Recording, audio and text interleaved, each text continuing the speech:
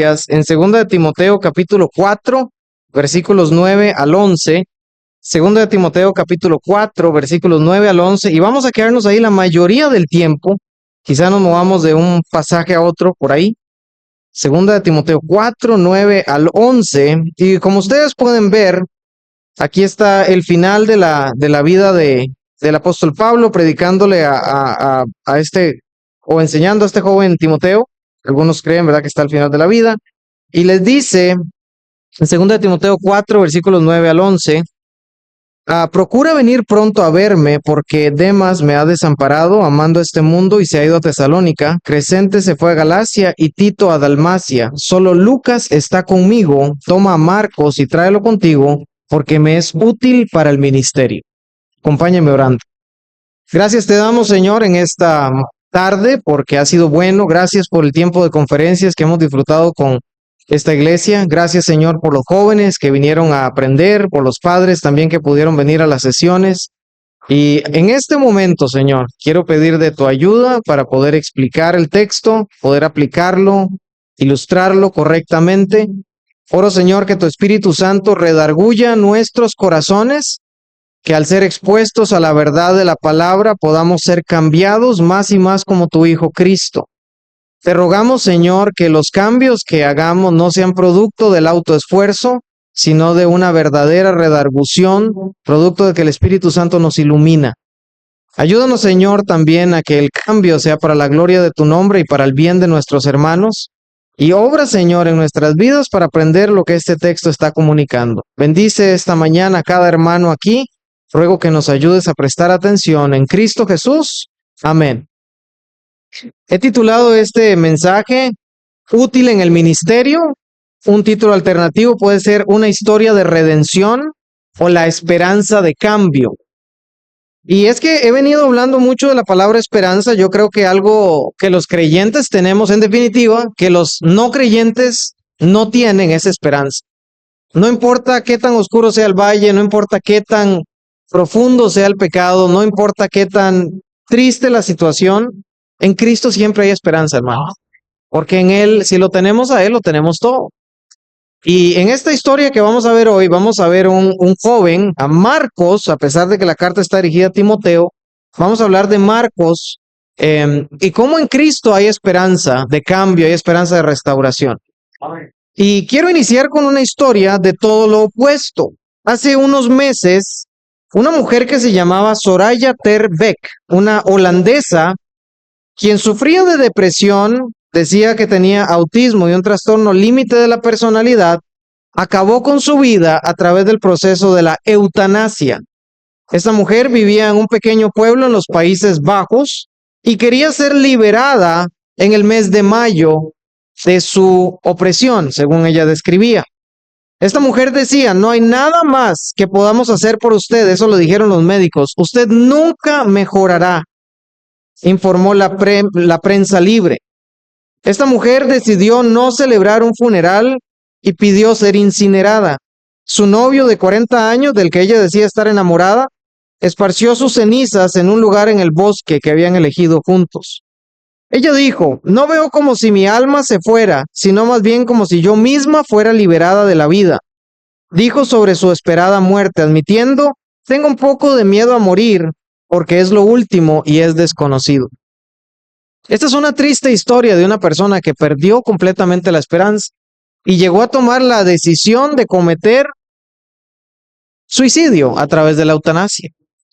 Ustedes pueden leer de ella en la prensa y es un caso muy triste porque fue una mujer de tan solo 28 años, si no me equivoco, una mujer joven que decidió acabar con su vida porque perdió la esperanza, porque ya no vio la luz, porque ya no había futuro. Ahora, muy contrario a lo que esta mujer experimenta, los creyentes sí tenemos esperanza. Y quizá nuevamente usted está pasando por una situación difícil, personal, en sus relaciones con sus hijos, con su esposo, en sus finanzas, en su trabajo, no sé cuál es. Pero déjeme animarle, como vamos a ver en este texto, que Cristo y los siervos de Cristo, quienes somos nosotros, debemos poner la mirada en la verdadera esperanza que tenemos. Aquí en 2 de Timoteo, Pablo le escribe a Timoteo, su hijo en la fe, con instrucciones pastorales. y le anima a perseverar en el Evangelio a pesar de las dificultades. Si usted es un hijo de Dios, estas palabras de ánimo y de aliento y de exhortación también son para usted. Y si usted está batallando con algo en su vida, le animo a que preste atención y que haga suyas estas palabras que Pablo le dijo a Timoteo respecto a Marcos. Vamos a ver una división en ir versículo por versículo prácticamente. Y si nota, en 2 de Timoteo capítulo 4, versículo 6, dice, porque yo ya estoy para ser sacrificado y el tiempo de mi partida está cercano. Eso nos hace pensar, para iniciar, que Pablo estaba en el final de su vida. Entonces algunas personas creen que ya le estaba explicando, o más bien anticipando, que ya estaba para ser sacrificado, ya le estaba para acabar su carrera. De ahí es donde viene el versículo 7. He peleado la buena batalla, he acabado la carrera, he guardado la fe y está esperando la corona de vida, de justicia, perdón, el cual Dios le dará, dice, juez justo en aquel día, no solo a mí, sino también a todos los que aman su venida. Entonces vemos en el contexto que Pablo estaba, parece ser, anticipando su muerte o al final de su vida, y está dando unas instrucciones personales a Timoteo respecto a algunos temas muy importantes. Entonces ahí vemos el contexto de qué está pasando.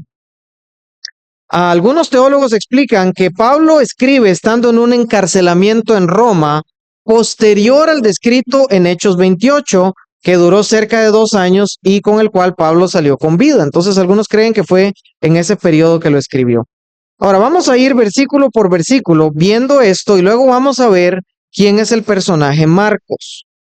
En 2 de Timoteo 4:9 dice, procura venir pronto a verme, le anuncia Pablo a Timoteo. ¿Por qué le está diciendo esto? Bueno, podemos asumir que Pablo se sentía solo. Está al final de sus vidas, es una persona probablemente ya de una edad más avanzada, y pues humanamente se sentía solo. ¿Y por qué se sentía solo? Fíjese en el versículo 10. Porque Demas me ha desamparado, amando este mundo, y se ha ido a Tesalónica, Crescente a Galacia y Tito a Dalmacia. Nos vemos a Pablo explicando cómo 3 de sus colaboradores ya no estaban con él. Y tristemente vemos a uno que se llamaba Demas. Este es Demas, que es mencionado de manera positiva en Colosenses 4:14. Si usted quiere, acompáñeme ahí un segundo. Dice en Colosenses 4:14. Os saluda Lucas, el médico amado, y Demas. Ahí Demas, parece que las cosas andan bien. Parece ser el mismo Demas y las cosas están andando bien. Y también vemos de manera positiva en Filemón. Si ustedes pueden moverse rápidamente a Filemón 1 o Filemón 1:24, ¿verdad? Dice Marcos, Aristarco, Demas y Lucas, y lo titula mis colaboradores. Entonces algo, no es el punto del mensaje, pero algo pasó en la vida de Demas, quien positivamente es mencionado en otras 2 cartas, y aquí en 2 de Timoteo, Demas abandonó a Pablo y parece ser que apostató. Dice que amó a este mundo y se fue. No sabemos qué pasó con Demas. Ahora, tenga a Demas en mente porque vamos a ver unas aplicaciones y conclusiones al final. Y vemos de manera positiva a Crescente y a Tito.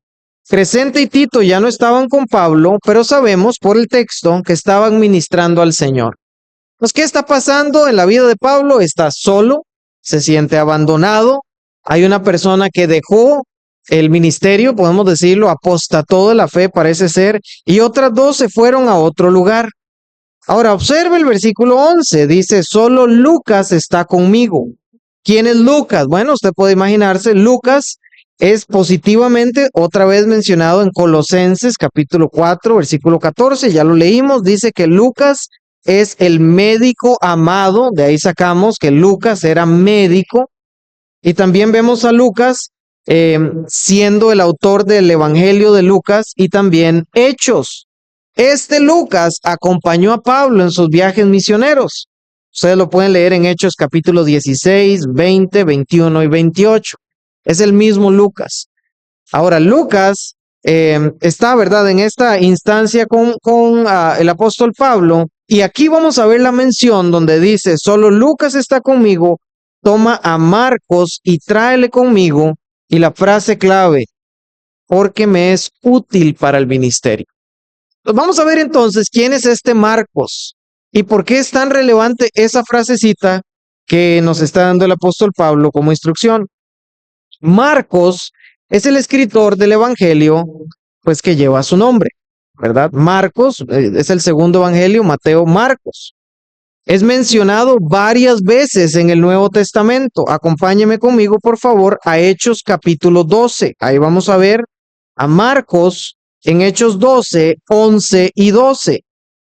Dice entonces Pedro, volviendo en sí, dijo: ahora entiendo verdaderamente, eso es cuando Pedro es liberado de la cárcel, que el Señor ha enviado su ángel y me ha librado de la mano de Herodes y de todo lo que el pueblo de los judíos esperaba. Y habiendo considerado esto, llegó a casa de María, la madre de Juan, el que tenía por sobrenombre Marcos, donde muchos estaban reunidos orando. Entonces vemos a Marcos aquí en el libro de Hechos. Pedro tiene una interacción con Marcos. Es este mismo Marcos que vemos en Hechos capítulo 12, ahora versículo 25. Dice: y Bernabé y Saulo, cumplido su servicio, volvieron a Jerusalén, llevando también consigo a ¿quién? A Juan, el que tenía por sobrenombre Marcos. Este muchacho, jovencito, se anda codeando con algunos de los grandes hombres de la fe, ¿verdad? De la iglesia que inició: Pedro, Bernabé, Pablo. Lo vemos ahí cuando él anda con Pablo y Bernabé, y sirvió junto a ellos en la primera parte del primer viaje misionero de Pablo. Observen capítulo 13, versículo 5. Dicen en el 4, ellos entonces, enviados por el Espíritu Santo, descendieron a Seleucia y de ahí navegaron a Chipre, primer viaje misionero, ¿verdad? Y llegados a Salamina, anunciaban la palabra de Dios en las sinagogas de los judíos. Tenían también a ¿quién? A Juan de ayudante. En términos mexicanos, Juan era su chalán, andaba ayudándoles.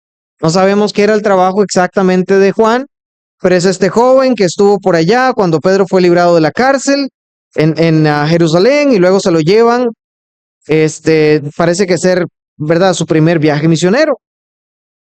¿Y qué más sabemos de este joven? Debido a que este joven hizo algo, su inclusión en el segundo viaje misionero de Pablo causó que el equipo se dividiera. Pablo tomó a Silas y Bernabé a Marcos. Acompáñeme a Hechos capítulo... vamos primero a Hechos capítulo 13, versículo 13. Vamos a ver qué pasa en Hechos 13, 13, lo habían llevado. Y ahora en el versículo 13 de Hechos dice: habiendo zarpado de Pafos, Pablo y sus acompañantes arribaron a Perge de Panfilia, pero Juan, apartándose de ellos, volvió, ¿dónde? A Jerusalén.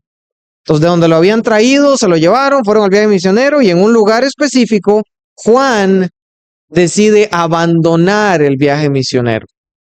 Ahora, no tenemos los detalles de qué pasó, no sabemos si Juan se enfermó, no sabemos si se desanimó, si se asustó, no sabemos exactamente qué pasó. Lo que sabemos es que Juan Marcos volvió.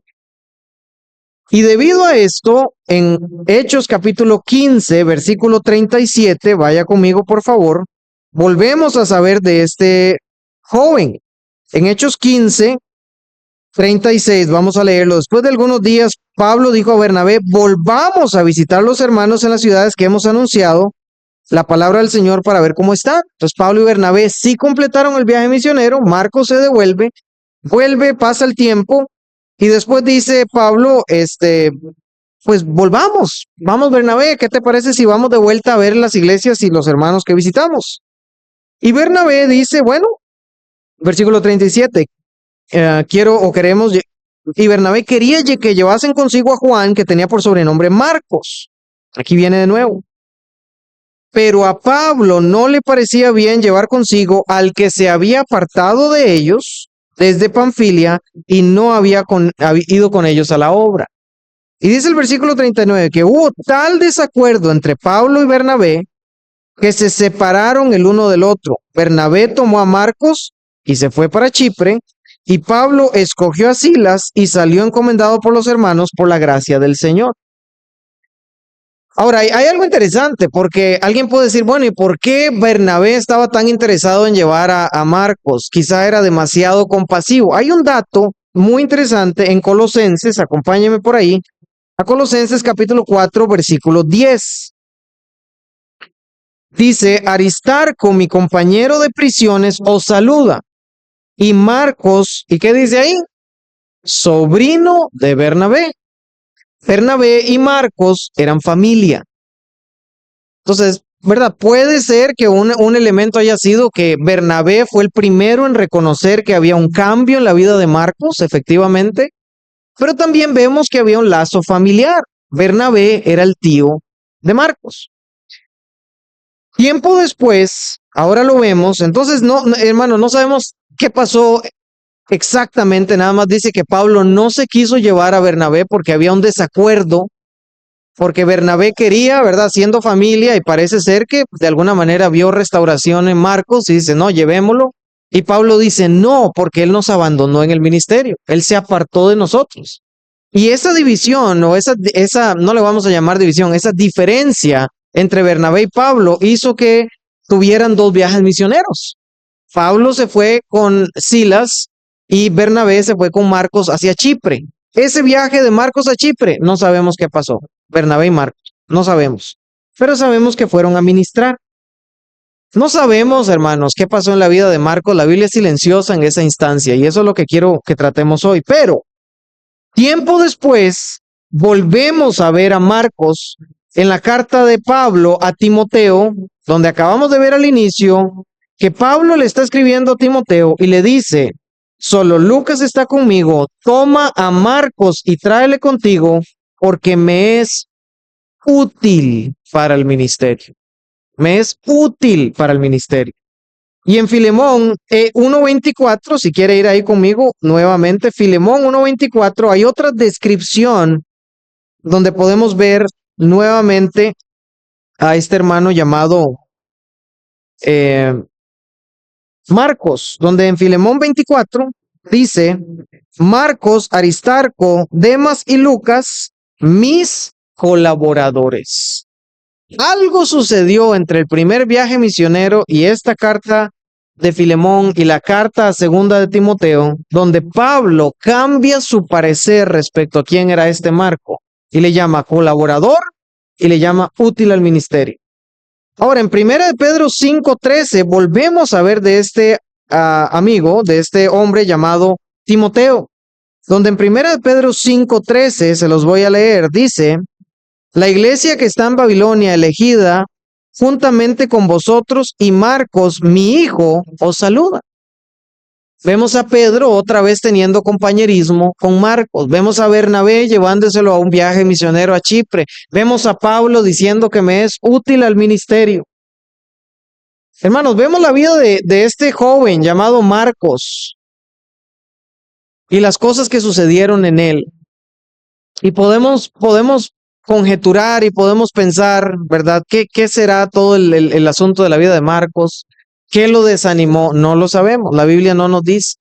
Pero podemos ver en la vida de Marcos no solamente un hombre útil, un colaborador fiel, sino un hombre que Dios utilizó en tal manera que sus palabras fueron plasmadas en pergaminos y pasaron por generaciones. Y hoy podemos leer el Evangelio de Marcos, uno que en algún momento fue rechazado por Pablo para no ir con él a un viaje misionero. Ahora, quiero que hagamos algunas aplicaciones para nuestra vida respecto a la vida de este joven llamado Marcos y tenga su dedo ahí en Timoteo, que es nuestro texto original, donde iniciamos en 1 Timoteo capítulo 4.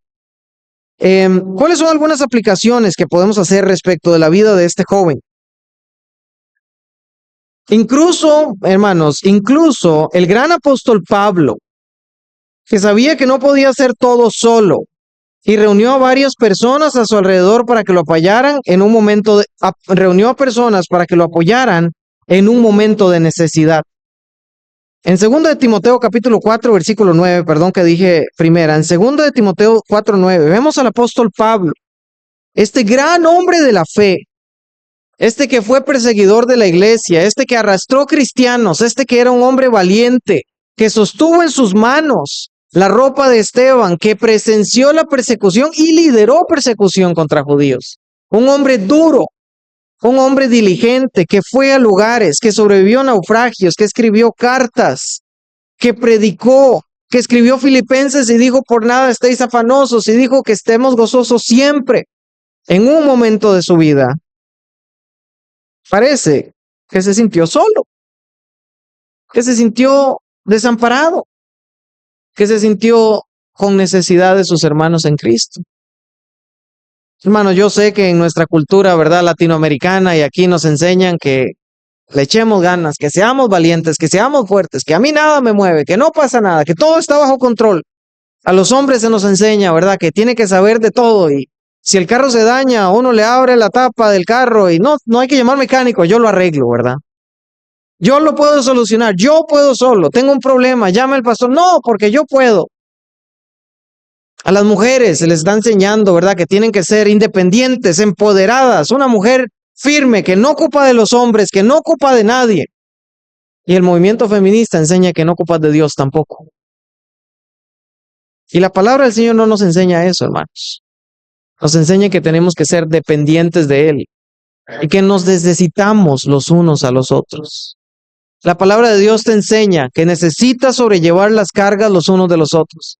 El mismísimo apóstol Pablo, gran hombre de la fe, ministro del Señor, apóstol, conocedor, teólogo y escritor, se llegó a sentir desamparado. Ahora, Pablo, aquí creo que nos da una buena enseñanza. En el versículo 9 dice: procura venir pronto a verme. Pablo está anhelando el compañerismo de sus hermanos. Hermanos, creo que eso es algo que debemos imitar. Tú debes procurar tener el compañerismo de tus hermanos. Una de las razones por las cuales venimos a la iglesia, además de ejercer tus dones y ser edificado con los dones de los demás, es para tener compañerismo con tus hermanos en Cristo. Para que tus cargas puedan ser llevadas por otros, para que en el tiempo de peticiones puedas levantar tu mano y, como Pablo dijo, procura venir pronto a verme. Y tú puedes decir: hermanos, oren por mí. Necesito de sus oraciones. Mis hijos se fueron para el instituto bíblico y los extraño. Oren que Dios console mi corazón. Y puedes orar y pedir ayuda al Señor. Vemos al apóstol Pablo dándonos un modelo de que aún él, siendo el gran apóstol utilizado por Dios, él reunió personas a su alrededor para que lo apoyaran en momentos de necesidad. Ahora quiero también darles una aplicación respecto a esto. Procura que las personas con quien te rodeas te van a edificar y no te van a chismear, ¿verdad? Porque uno puede reunirse para decir: hermanos, reunamos para compartir peticiones de oración, y no son peticiones de oración. Puede ser chisme. O te puedes reunir con personas que te hacen reír y te hacen sentir bien, pero no te edifican en lo espiritual. O puedes buscar ese refugio que sientes, esa soledad, y tratar de llenarlo con programas de televisión. Puedes procurar tratar de llenar tu soledad con redes sociales. Puedes procurar llenar tu soledad con mascotas, y las redes sociales no tienen nada de malo, y las mascotas no tienen nada de malo. Pero eso no puede llenar tu soledad. El único que llena un corazón triste y solitario es Cristo. Búscalo a Él, lee su palabra, derrama tu corazón a Él. Lee el libro de Lamentaciones, lee los salmos de lamento, y fíjate cuántas veces el salmista dijo: Señor, me han rodeado los toros de Basán, me siento así, me persiguen. Pero sus oraciones terminan: pero en ti he confiado. Que tu refugio, confianza y seguridad en medio de las dificultades sea el Señor. ¿Qué más podemos aplicar de este texto y verlo en nuestra vida? Que hay dolor en sufrir abandono, rechazo o separación, aún por buenos motivos, como vimos aquí. Vimos que Crescente se fue a Galacia y Tito a Dalmacia, y no hay un motivo negativo de por qué se fueron. Hay personas que se van de nuestra vida por trabajo, por ministerio, por matrimonio, por enfermedad o por cuidar a un familiar. En medio de eso, hermanos, la solución no es obligar a las personas que aman a que se queden contigo. La solución es acudir a Cristo y que Él sea tu refugio. La palabra de Dios nos enseña, y el libro de los Salmos nuevamente nos habla de Dios como nuestra fuerza, como nuestro castillo fuerte, Él es a quien acudimos en tiempo de necesidad. Y la idea, y si ustedes observan o van alguna vez a algún lugar donde haya castillos, yo no he ido, la mayoría de los castillos están en un lugar alto, inaccesible, difícil para los enemigos. Y cuando tú tienes problemas, la ciudad, el reino tiene problemas, se suben a la torre más alta y ahí está el refugio. Y la palabra de Dios nos recuerda que torre fuerte es el nombre de Jehová. A él correrá el justo y puede ser y encontrar refugio y salvación. Entonces, nuevamente, amamos las personas, extrañamos las personas, deseamos ver a las personas que están lejos de nosotros, pero nuestra torre es el Señor. Puedes hacer una aplicación práctica a tu vida y puedo ponerme como ejemplo. Toda mi familia, mis padres, todos mis hermanos viven en Costa Rica, mi familia extensa. Y el Señor me trajo a Hermosillo y aquí estoy con mi esposa. Puedo extrañarlos y cuando los extraño puedo orar por ellos. Pero mi refugio no es Costa Rica, mi refugio es el Señor. Y como digo en broma, y si extraño mi país en algún momento, nada más me como un taco y me seco la lágrima, así ya. Eso me hace olvidar todo con un taco. Que Dios sea tu refugio, que no sean otras personas. Corre al Señor, busca de Dios. Pero entendemos que puede haber dificultad, producto del abandono, producto de que personas que amas ya no estén, o que las cosas no sean como antes. Esto pasa para ustedes que quizás están alcanzando la edad de la pensión, haciendo una aplicación práctica. Llevas 30 años de trabajar en un lugar donde eras necesitado, donde las personas te querían, y de repente de un día para otro ya no vas a la oficina, ya no vas al trabajo. Tu vida cambió. Y encontrabas gran satisfacción en lo que hacías y ya no hay. Y puede existir la tentación de decir, no, pues necesito buscar otro trabajo, no, necesito un hobby. Y no tiene nada de malo eso. Pero eso no puede ser tu satisfacción. Es Dios. Estudiantes de instituto, ¿verdad? Viven allá afuera o están en el instituto y estudian y hacen y luego la vida para y cambia. Y uno, ¿qué hago, verdad? Se siente perdido y solo y puede querer encontrar satisfacción en otras cosas. Encuéntrala en el Señor. Que Él sea tu refugio. Acude a Él. Ahora vemos también en este pasaje, observan el versículo 11, solo Lucas está conmigo. Puedo animar, hermanos, haciendo nuevamente una aplicación para nuestra vida. Hay personas piadosas que están a tu lado. Aprecia a los Lucas de tu vida. Aprécialos. Tienes hermanos. Aquí en la iglesia me encanta ver el gran grupo de jóvenes que tienen trabajando. ¿Saben que eso?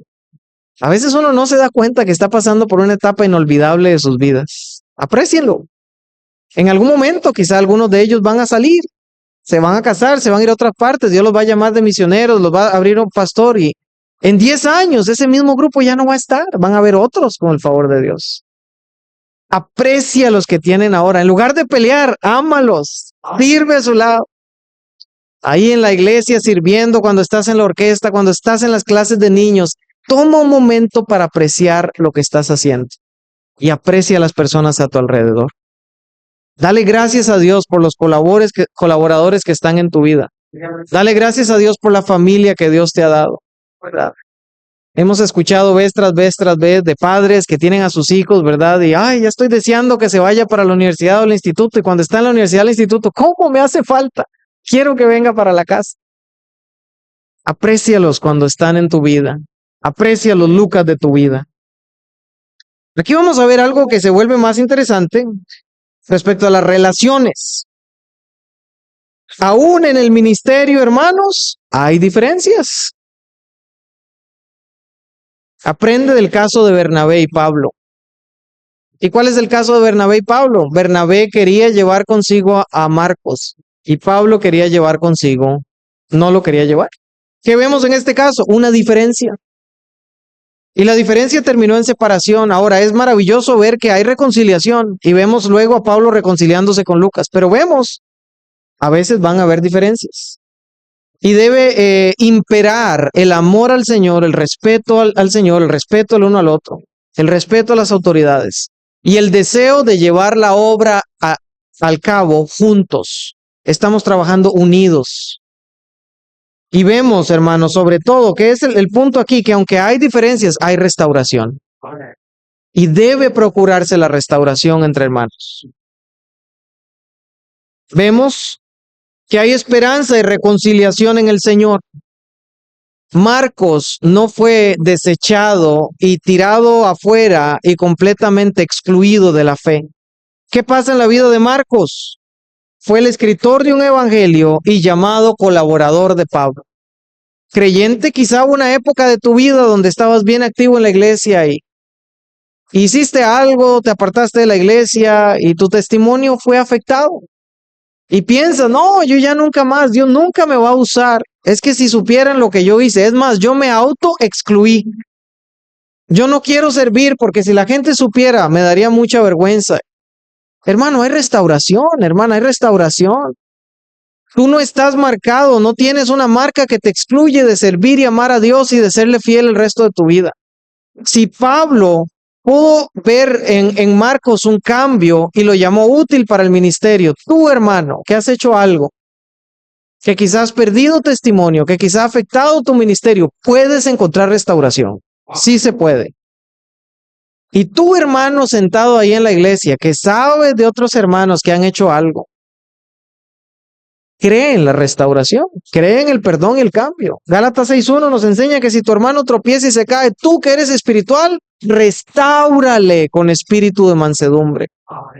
Hermano, no es correcto que el hermano que se va, que vuelve a la iglesia, ha pasado, es cosas tan tristes, por favor no hagan eso. Llega alguien a la iglesia que tiene tiempo de no venir y le decimos comentarios como, ya, pues, hacía falta, hace tiempo que no lo veía.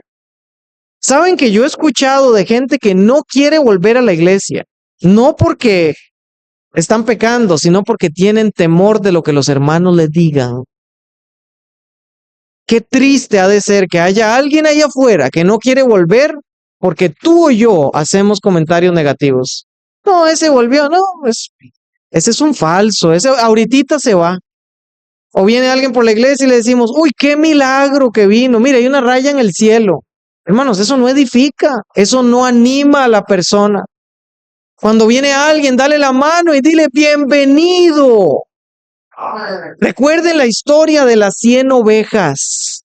Una oveja andaba ya perdida y el pastor fue y la rescató y vino, hizo una fiesta. Cuando llega un hermano que se fue de la iglesia y vuelve y busca restauración, es un gozo tenerlo, hermano. Alégrate de que alguien vuelve a Cristo. Por favor, hermanos, recibamos a aquellos que han pecado y vienen arrepentidos, recíbelo y ámale y restáuralo y regocíjate en él. Recordemos la parábola del hijo pródigo también, ¿verdad? No seas tú el hermano del hijo pródigo, por favor. Ama al que viene herido, ama al que viene arrepentido y restáurales para la gloria de Dios. Y en esa misma línea, tengamos cuidado con el juicio duro con los que fallan. Decir cosas como, oh, ese hermano que hizo que se fue, está muerto para mí. Jamás podré trabajar con tal persona porque recortó mal la figurita de escuela dominical. Jamás puedo volver a trabajar con ese músico porque no le dio a la nota. De veras, hermanos. Pablo lo abandonaron en un viaje misionero y después le dice, tráeme a Marcos porque me es útil para el ministerio. Señor, hermanos, que el Señor nos ayude a que con la misericordia y el perdón con que Jesús te trató a ti, tú trates a los demás. Ese es el ejemplo que tenemos que seguir. Hay algo triste que también pasa y que tenemos que tener cuidado haciendo aplicación aquí, los jóvenes de campamento, ¿verdad? Aparte del famoso, yo no quería ir, pero al final Dios me trajo.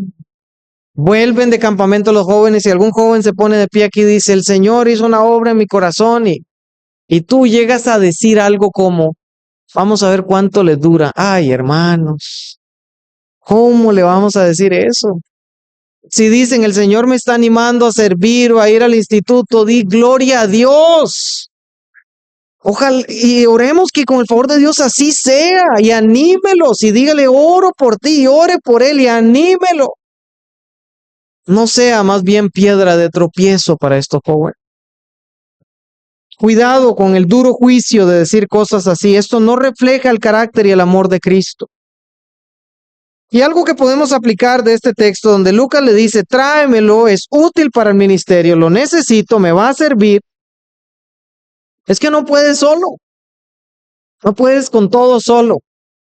Hermanos en el ministerio, aprendamos a delegar. Cuida tu salud, aprende a trabajar con otros. Quítate la idea del perfeccionismo. El perfeccionismo es enemigo de acabar las cosas a tiempo.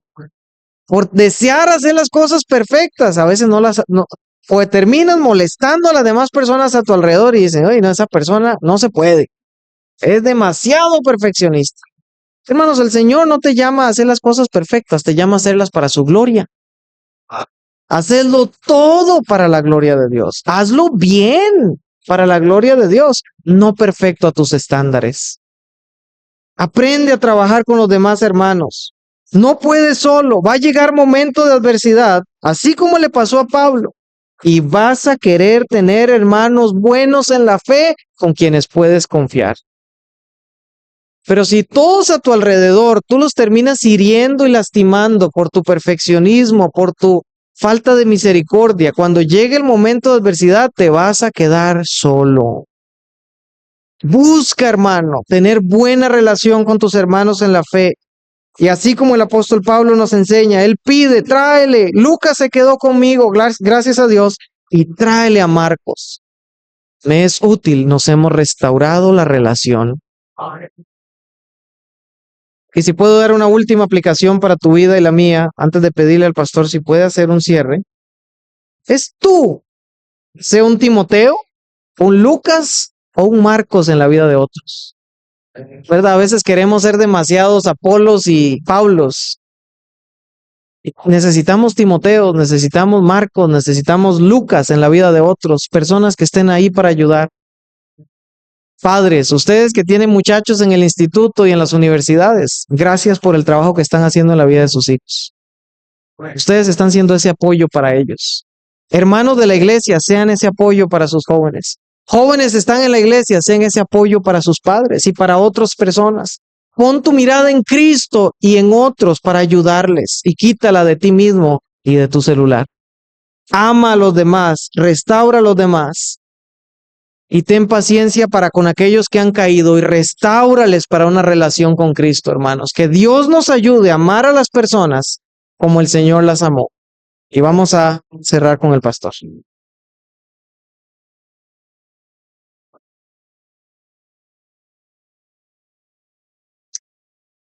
Wow, hermanos, qué tremendo. Posición de la palabra de Dios. Puestos de pie, hermanos, vamos a orar. Y vamos a tomar tiempo, hermanos, para